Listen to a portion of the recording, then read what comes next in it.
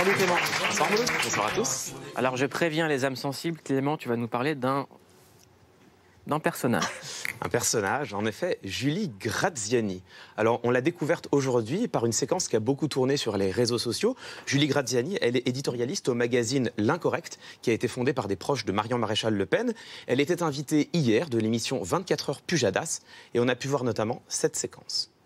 Je trouve que les aides ne sont pas terribles quand on est seul avec deux enfants, en fait. Seul avec deux enfants, ouais. Je vois pas trop comment on peut s'en sortir. Et la première te dit, j'ai deux enfants, je suis seule, je suis au SMIC. Et je comprends très bien qu'elle s'en sorte pas, c'est sûr qu'elle s'en sort pas à ce niveau-là. Mais à un moment donné, je connais pas son parcours de vie à cette dame. Qu'est-ce qu'elle a fait pour se retrouver au SMIC? Est-ce qu'elle a bien travaillé à l'école? Est-ce qu'elle a suivi des études? Et puis si on est au SMIC, eh ben, faut peut-être pas divorcer non plus dans ces cas-là. Si tu veux, à un moment donné, quand on se rajoute des difficultés sur des difficultés et des boulets sur des boulets, on se retrouve dans des problèmes. Non mais horreur, je dis pas que c'est forcément elle qui a divorcé, peut-être que son mari l'a quitté, ce que tu veux. Mais oui, mais à un moment donné, on assure ses arrières aussi. Non mais peu importe, je veux dire, à un moment donné, il faut prendre sa vie en main, il faut arrêter de se plaindre. On est solidaire d'Aurore, là. Hein. Ouais, On est solidaire. Waouh. Et donc cette personne, qu'est-ce qu'elle fait dans la vie? Elle est chroniqueuse au magazine L'Incorrect. On va y revenir, ça a son importance. Moi, j'aimerais prendre au sérieux l'argumentation de Julie Graziani pour une raison simple, c'est que le fond de son argumentation est clair. Les individus sont intégralement responsables de leur sort, de ce qui leur arrive. Donc, tu es payé au SMIC, c'est de ta faute. Tu n'avais qu'à bien travailler à l'école. Tu es mère célibataire, c'est de ta faute. Tu n'avais qu'à pas divorcer. C'est ton mari qui t'a quitté. Peut-être, c'est de ta faute quand même. Et comme c'est de ta faute, la société ne te doit rien. C'est à toi de te débrouiller. Ce qu'on voit là, c'est une idéologie claire, une idéologie radicalement libérale.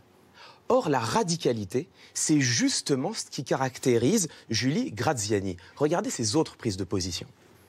L'avant-garde, c'est nous. L'arrière-garde, c'est les autres. Hein. Les revendications d'avortement et d'euthanasie, ça, c'est des revendications d'arrière-garde. Sur le fond, si je vous donne mon avis, moi je serais contre le droit de grève dans la fonction publique. Vous savez que 96% des bébés diagnostiqués trisomiques sont avortés avant leur naissance.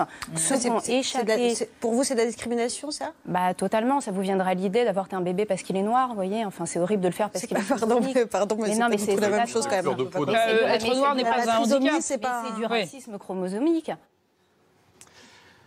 Alors, si on résume, Julie Graziani est contre l'avortement, soit. Elle est pour l'abolition du droit de grève dans la fonction publique, tout de même. Et enfin, elle est prête à une analogie dans laquelle elle compare les bébés noirs à des bébés trisomiques. Bon. Et donc, qu'est-ce qu'elle fait dans la vie? Elle est donc éditorialiste au magazine L'Incorrect, on va y revenir. Bref, elle fait la promotion d'idées radicales. Et moi, j'aimerais m'arrêter là-dessus, parce qu'on est face, selon moi, à une véritable stratégie. Et pour le comprendre, on a besoin d'un concept qui est un concept crucial, qui est celui de fenêtre d'Overton. La fenêtre d'Overton, c'est un concept qui a été forgé par un lobbyiste américain, Joseph Overton. Ça désigne le spectre du disciple dans l'espace public. Au fond, l'idée de la fenêtre d'Overton, c'est qu'il y a un ensemble d'opinions qu'on peut assumer dans les médias, en public, sans être immédiatement disqualifié. Ce qu'il y a derrière, et ça c'est important, c'est que cette fenêtre, on peut l'élargir, on peut travailler à l'élargir progressivement. Et en élargissant la fenêtre d'Overton, une idée qui semblait auparavant radicale, extrémiste, excessive, elle peut soudain sembler parfaitement modérée au regard d'une autre idée nouvelle qui serait plus radicale encore. Or, souvenez-vous, Julie Graziani, elle est, on l'a répété, éditorialiste au magazine L'Incorrect, fondée par des proches de Marion Maréchal Le Pen. C'est important. Marion Maréchal Le Pen, elle a conceptualisé, elle le dit clairement, l'idée de combat culturel. L'idée qu'il faut d'abord influencer l'opinion publique avant de pouvoir ensuite gagner des élections. Et pour cela, ils ont une stratégie très claire. On utilise des éditorialistes, des francs-tireurs qui vont écumer les médias, écumer les plateaux de télévision pour déverser des opinions outrancières, le plus outrancières possible. Donc on élargit la fenêtre d'Overton et par comparaison, les positions de certains responsables politiques, par exemple Marine Le Pen, par exemple Marion Maréchal ou d'autres, les propositions de ces responsables qui étaient naguère jugées choquantes paraissent tout d'un coup raisonnables. Et c'est exactement le rôle que joue ici Julie Graziani. Donc, il ne faut pas être naïf. Nous n'avons pas ici affaire à des dérapages, pas du tout. On a affaire à une stratégie coordonnée de conquête du pouvoir. Bien sûr, bien sûr. Bien sûr.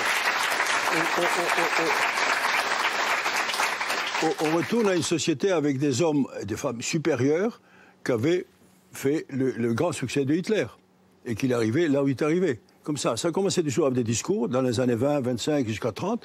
Il a pris les pouvoirs et après il a fait ce qu'il a voulu. Il a détruit le monde jusqu'à faire des camps de concentration. Voilà. Et c'est le même discours qui commence. Et ce qui est triste, c'est qu'il n'y a pas toujours une sorte de critique de la presse derrière ces discours-là. Pour dire, voilà, ils ont dit ça, mais il va y avoir quelqu'un comme vous qui explique par la suite les discours qu'il faut. Comme on l'a entendu le dernier temps, sur le voile, sur tout ça, tout d'un coup, on fait un discours énorme et derrière viennent Madame Marine Le Pen, qu'il ne faut jamais oublier comment elle commençait avec son père, jeune femme, et qui était déjà le racisme. D'abord, l'Algérie française. Ils sont trompés tout le temps. L'Algérie française.